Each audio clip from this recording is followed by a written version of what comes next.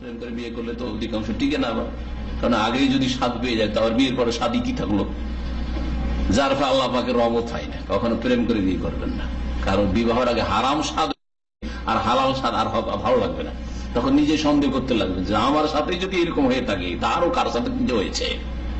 শয়তান এই রাস্তা দিয়ে ঢুকবে, দিয়ে আপনাদের দাম্পত্য জীবনকে খারাপ করে দেবে। বুঝতে পারছেন না? জি হ্যাঁ, এই জন্য পাক পবিত্র জীবন যাপন করবেন। হ্যাঁ, অবৈধ সম্পর্কের মাধ্যমে আগে 2-4-6 মাস প্রেম করলাম আর মোবাইলে আলাপ করলাম, তারপরে পরিচিতি হয়ে গেল, এখন বিয়ে করবো, দুইজনে রাজি হলাম, কোনদিন শান্তি পাবে না। পশ্চিমা দেশে এই জন্য শান্তি নেই।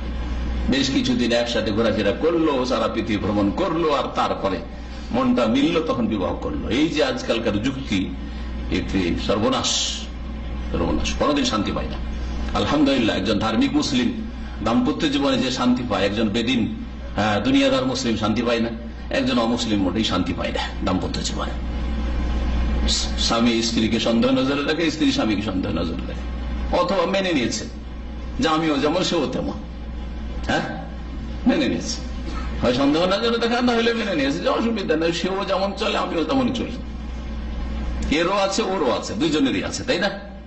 অসুবিধা নেই, মেনে নিয়েছে। ওই শুকুরের চরিত্র, যেটা শুকুরের চরিত্র লাইন ধরে আছে, এটা শুকুরের পিছনে কয়েকটা শুকুর পুরুষ, অসুবিধা নেই।